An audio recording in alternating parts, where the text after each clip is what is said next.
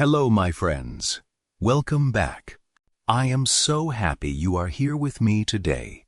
So, take a breath, get comfortable, and let your mind travel somewhere far away.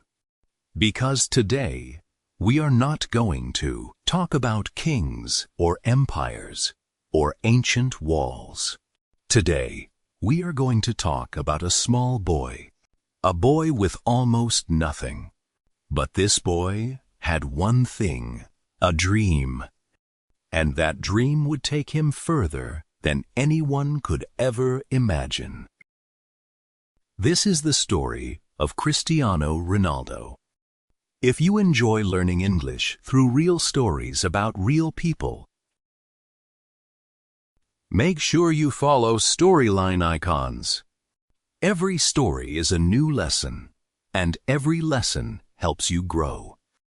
Now, let us begin. Our story starts on a small island called Madeira. It is part of Portugal, far out in the ocean. Madeira is beautiful. Green hills, blue water, fresh air. But for many families, life there was not easy. Money was tight. Jobs were hard to find.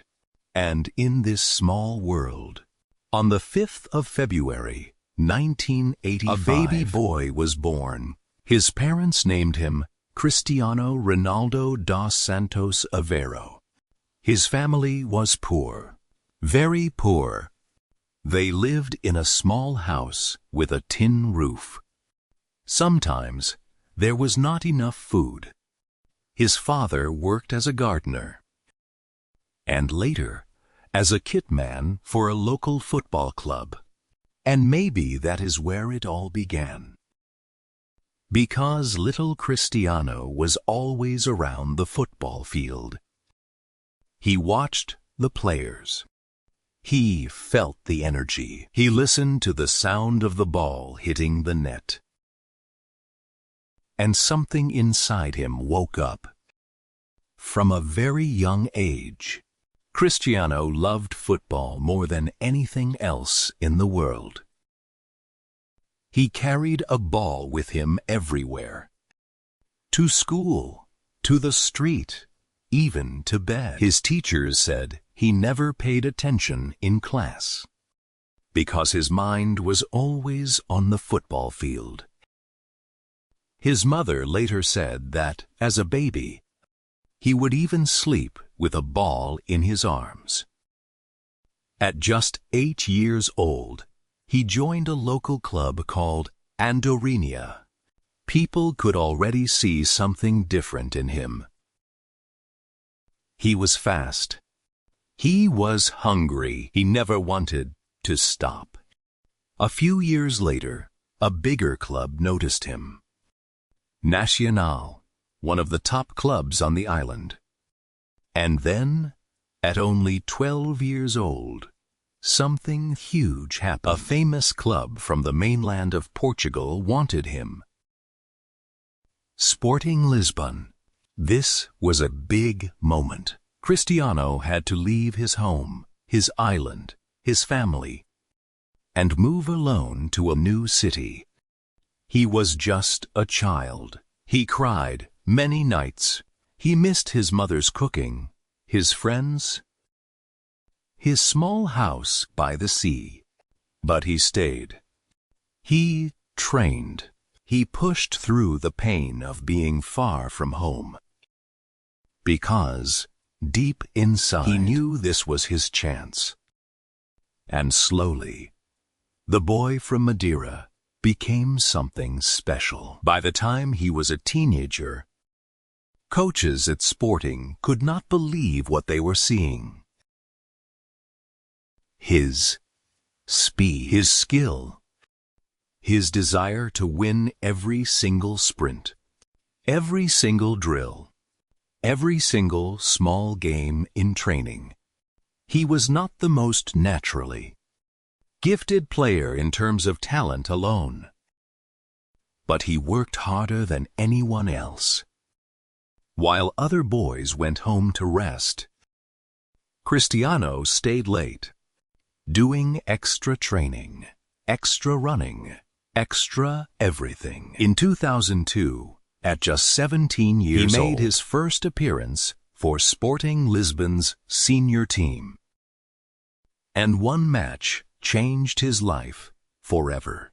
In the summer of 2003, Sporting Lisbon played a friendly game against a huge English club, Manchester United. That day, the young Cristiano ran past the Manchester United players again and again. He was too fast, too skillful, too confident for defenders twice his age. After the match, the Manchester United players walked into their dressing room and told their manager, Sir Alex Ferguson, something simple, sign that boy. And Ferguson did. Just a few weeks later, Cristiano Ronaldo signed for Manchester United. He was only 18 years old, moving to a new country, a new language, a new life. Once again, far from home. But this time, the world was watching. At Manchester United, Cristiano grew from a flashy, skillful teenager into one of the most dangerous players in the world. In the early years, he was known for his tricks, his stepovers, his speed down the wing. Fans loved him, but some critics said he was too focused on style, not enough on results. So, Cristiano changed. He went back to basics. He trained even harder. He added power to his body. He improved his finishing, his heading, his shooting with both feet. He turned himself, piece by piece, into a complete goal-scoring machine, and the results came. In the Arlingba season, he scored 42 goals in one season for Manchester United. He helped his team win the Premier League and the Champions League. And he won his first Ballon d'Or, the award given to the best player in the world.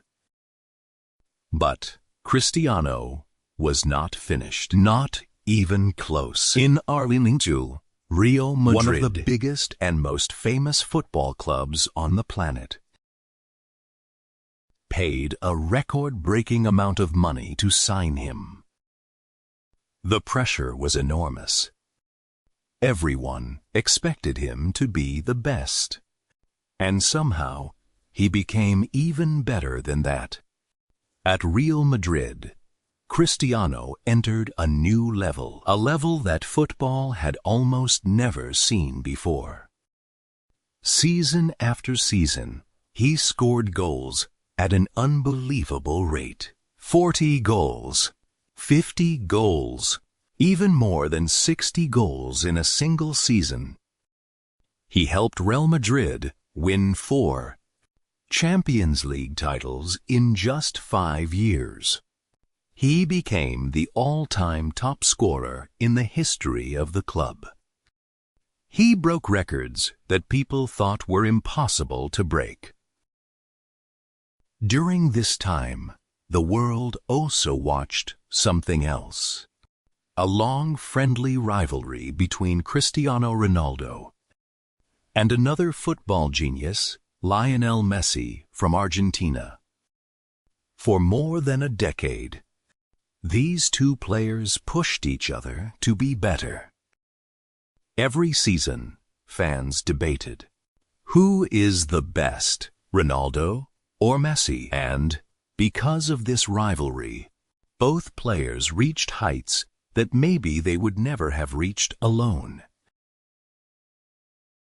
In 2018, Cristiano made another big move, this time to Juventus in Italy. Many people were surprised. He was already one of the greatest players ever. He did not need to prove anything more. But Cristiano wanted a new challenge. He wanted to show that he could succeed in a different country, in a different league, with a different style of football. And he did. He scored important goals, won trophies. We come to the end of our journey through the story of Cristiano Ronaldo.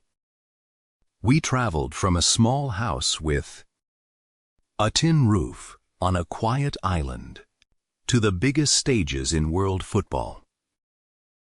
We saw a boy who cried from missing home grow into a man who lifted trophies in front of millions of people. And what do we take from this story? Maybe it is this: where you start does not decide where you finish. Talent matters, yes, but the real magic is in the hard work nobody sees. The extra training, the early mornings, the nights when everyone else rests, but you keep going. And to you, the English learner listening right now, I want to say this directly. You are doing the same thing. You are training your mind. Every single day, with every story you listen to, it may feel small. It may feel slow. But just like that little boy from Madeira, every step you take is building something bigger.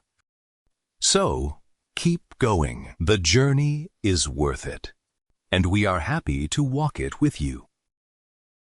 If this story inspired you, please leave a comment below.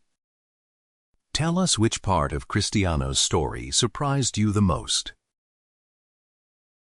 Subscribe to Storyline Icons so you never miss a new journey, and share this story with someone who is also learning English. We will see you in the next story. Until then, take care of yourself, keep learning, and remember, every great journey begins with one small dream.